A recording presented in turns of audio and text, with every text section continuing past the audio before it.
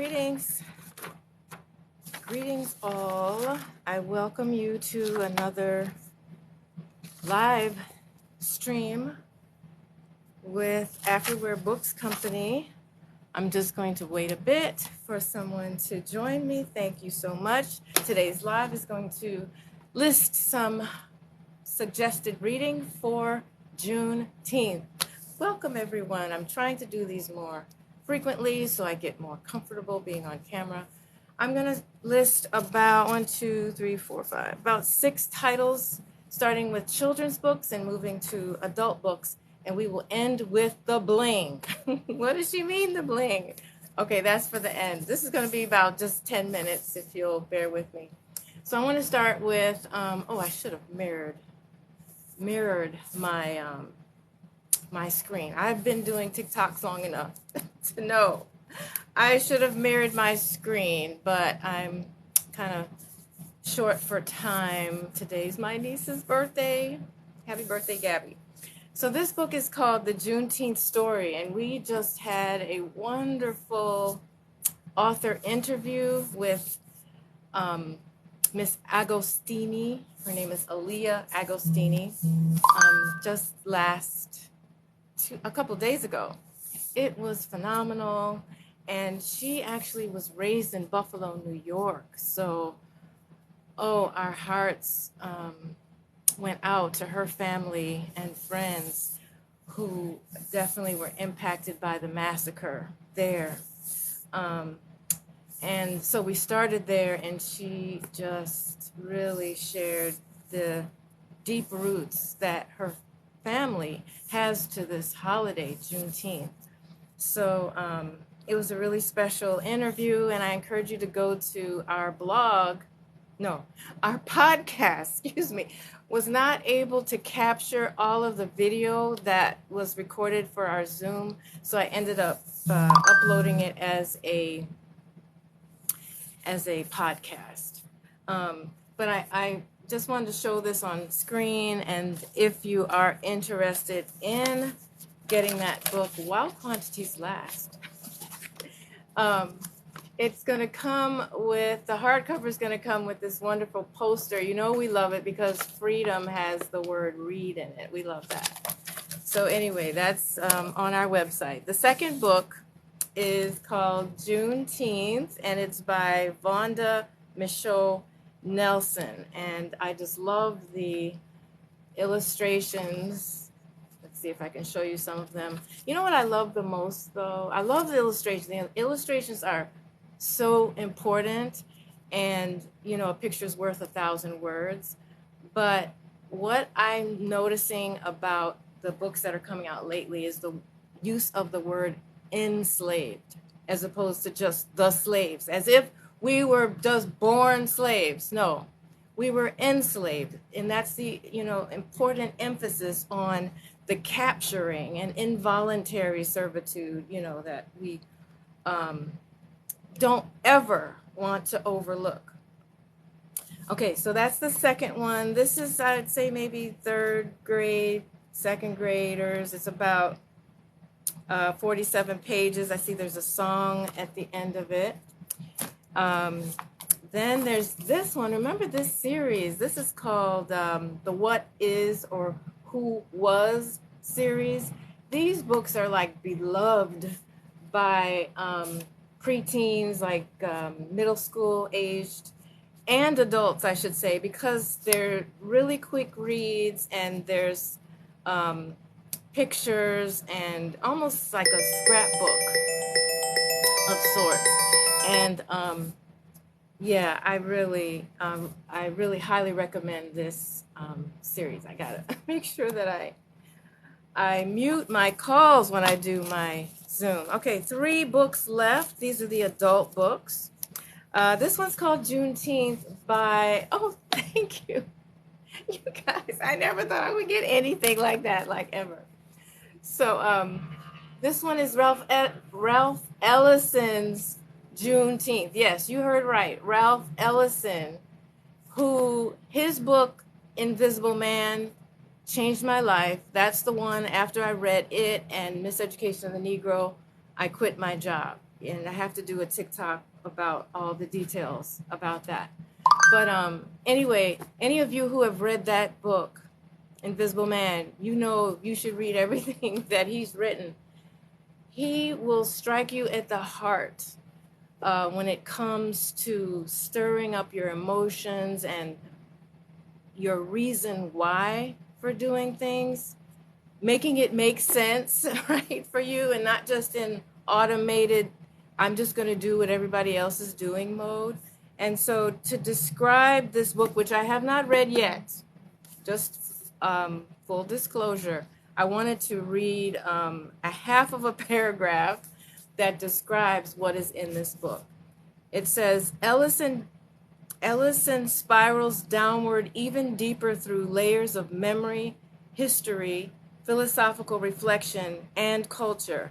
And in doing so, it delivers the most dazzling, breathtakingly seductive writing we have witnessed since Ellison's first novel in 1952. So this was written posthumously by Mr., I want to say Callahan is his name. He wrote an afterword. Yeah, John F. Callahan. And this book, it was like, I think at least 10 years in the making. And he took all his notes and everything and gathered them up, and of course tried to uphold the his original intentions and stuff.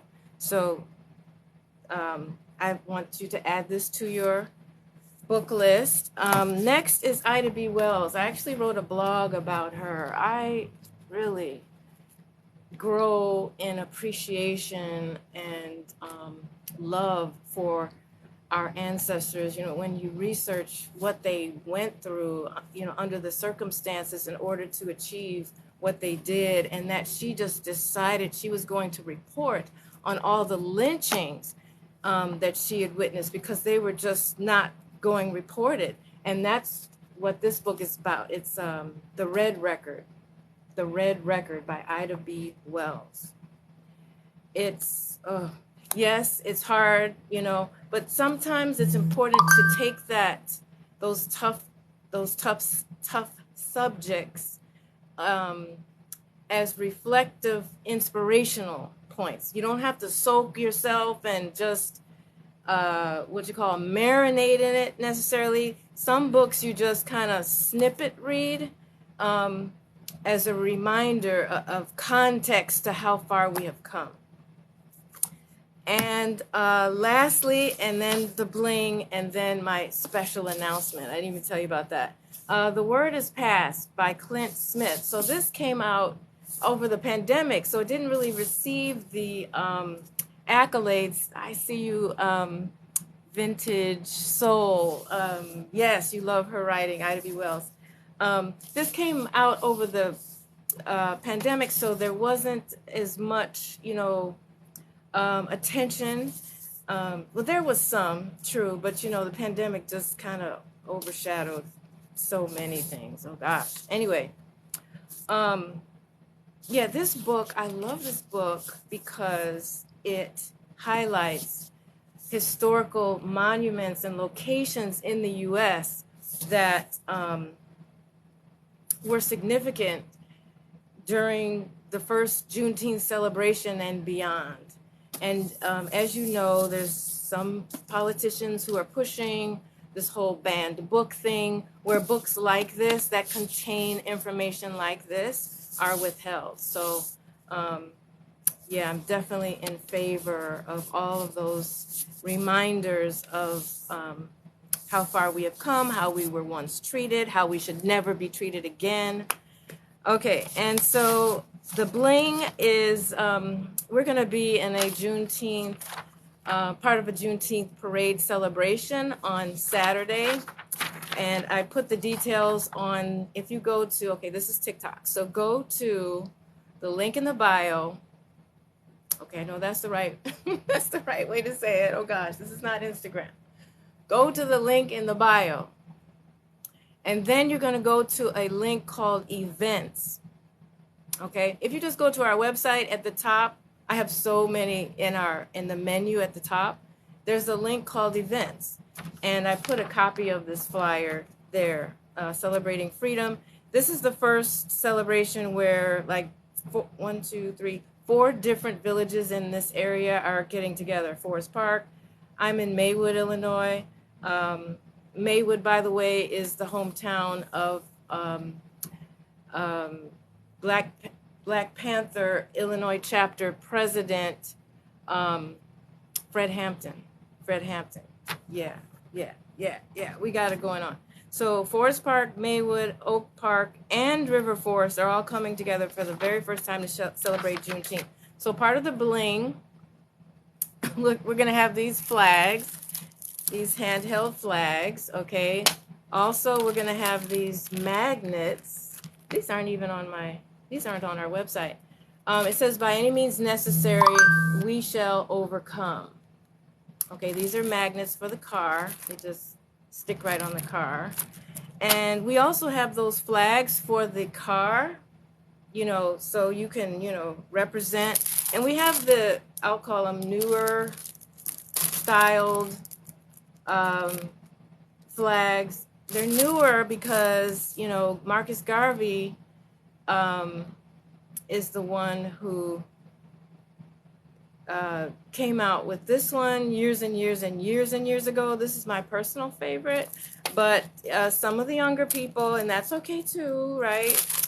You got to meet people wherever they are, and it's all good because we're hoping to go to the same place, and that's just bettering ourselves. So, sorry. So here's the newer one that came out just before the holiday was announced. And, oh gosh, I didn't bring my, we have some red, black, and green lapel pins. That is on our website. It comes as a flag or as the continent of Africa. So that is, my special announcement. Thank you, 8 people, for being on here. So my special announcement, I'm so excited. Today, WBEZ, which is like the local like PBS kind of radio station, reached out and asked if I would be on the radio. Wow. Recording is going to be recorded tomorrow morning and talk about Juneteenth reading list. So you guys are giving me a nice rehearsal for tomorrow, and it's going to air on Juneteenth, on Monday at 11 a.m. So I wish I had thought to put together the link for that, but it'll be coming soon. So anyway, I've got to go to my niece's birthday party. Happy birthday, Gabby. And thanks so much. You all are so encouraging. I didn't even get to read your comments. I got to get used to this live stuff. A top #1 viewer. All right. Thank you all so much. I got to go to another Zoom. So y'all take care. All right. Bye-bye. Okay. How do I turn it off? Oh, here we go.